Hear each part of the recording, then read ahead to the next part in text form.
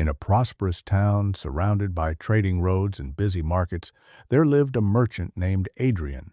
Adrian was known as the richest man in the region. His warehouse was filled with silk from distant lands.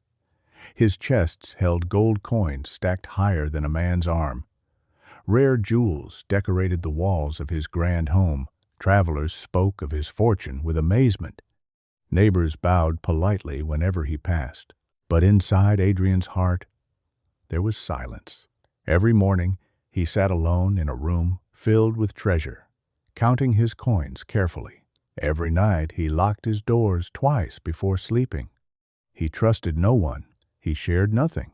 His wealth grew larger every year, yet something inside him felt strangely hollow. He ignored the feeling. Whenever the emptiness appeared, he told himself the same thing. I simply need more gold, more property, more success. Then surely the happiness would come. One evening, as the sun was setting behind the town, a traveler arrived at Adrian's door. The man looked old but calm. His clothes were simple, and he carried only a small cloth bag. His eyes, however, were bright with quiet wisdom. Adrian studied him carefully. "What do you want?" he asked. The traveler smiled gently. "I heard you are the richest man in this town." "That is correct," Adrian replied confidently. The old man nodded slowly. "I once knew another man who believed the same thing." Adrian raised an eyebrow. He owned palaces, jewels, and lands across the sea. Yet when he died, no one mourned him. Adrian frowned. "What are you trying to say?" The traveler reached into his bag and pulled out a folded piece of paper. "This," he said quietly, "is a map that leads to a treasure greater than anything you own." Adrian leaned forward. "Greater than this?" he asked, gesturing toward his glittering room. "Yes," the traveler replied. "But to follow the map, you must give me one of your finest jewels, and you must travel with me." Adrian hesitated. His finest jewel was worth a fortune, but the promise of an even greater treasure pulled at his curiosity. Finally, he opened a chest and removed a deep red ruby. It shone like a drop of fire. The traveler accepted it calmly. "We leave tomorrow at sunrise," he said. At dawn, they began their journey. Adrian brought a heavy bag filled with coins. Within the first hour, he began to complain. The road was dusty. The sun was hot. His feet ached from walking. "Why can we not ride horses?" Adrian asked. "This journey must be walked," the traveler replied. They continued through forests and hills. Adrian's expensive shoes tore on rough stones. His shoulders grew sore from carrying his heavy bag. On the third day, they reached a wide river. The water rushed quickly between the rocks. "There is no bridge," Adrian said nervously. "We must cross," the traveler replied calmly. He stepped into the water. Adrian followed reluctantly. The river was cold and strong. Halfway across, his bag slipped from his hand. Coins spilled into the current and disappeared beneath the water. "My gold!" Adrian shouted, but the traveler only said, "Keep walking." By the time Adrian reached the other side, he had lost most of his coins. He felt angry, yet strangely, he also felt something he had not felt in years. His heart was beating fast. He felt alive.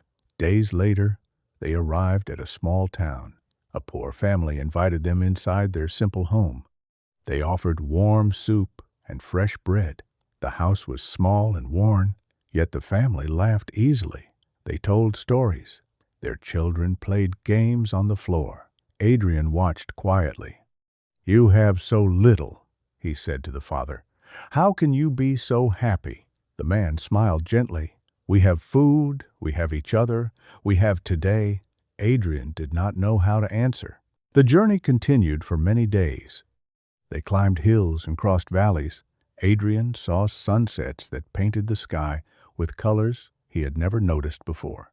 He listened to strangers' stories beside evening fires.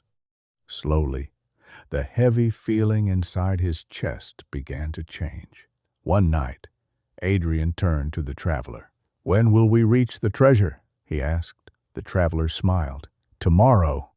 The next morning they arrived at the entrance of a quiet cave hidden in the mountains. The traveler lit a lantern and walked inside. Adrian followed. The cave opened into a wide chamber. Adrian expected to see piles of gold, jewels, treasure chests. Instead, there was only one object standing in the center, a large mirror. Confused, Adrian stepped closer. "Look," the traveler said softly. Adrian looked at his reflection. The face staring back at him looked tired. The eyes were dull, the expression empty. "This is who you were," the traveler said. "A man surrounded by wealth, but starving for life." Adrian felt tears gather in his eyes. "I thought I was rich," he whispered. "You were rich in objects," the traveler replied. "But objects cannot fill the human heart." He paused before continuing. "I once ruled a kingdom," he said quietly.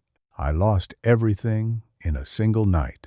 For years I wandered the world bitter and angry. But during that time, I discovered something." "What?" Adrian asked. "That true wealth is not what you store in your house. It is what you experience in your life. The people you meet, the places you see, the moments that change you." Adrian looked back at the mirror. "Can this emptiness be changed?" he asked. "Yes," the traveler replied, "by choosing to live, instead of only collecting." When Adrian turned to speak again, the traveler was gone. Only the lantern flickered softly in the cave. Adrian stood alone for a long time. Then he turned and walked back toward the world. The journey home took many weeks, but Adrian no longer rushed. He helped farmers repair fences. He shared meals with strangers. He watched sunrise from quiet hills.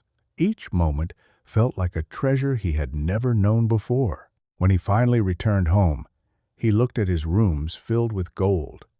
For the first time, they felt cold and lifeless. Slowly, he sold most of his treasures, not to become poor, but to become free. He began traveling, meeting people, learning from different cultures. Years passed. His hair turned gray. His face carried lines from many journeys, but his eyes were bright with life. One day, a woman asked him, "Are you a wealthy man?" Adrian smiled. "I carry nothing valuable in my pockets," he said, "but I am richer than ever before." "How?" she asked. "Because I have lived," he answered. "I have seen the world. I have felt joy and sorrow. I have learned what truly matters." And in that moment, Adrian finally understood something simple yet powerful. True wealth is not what you keep in your house. It is what you carry in your heart.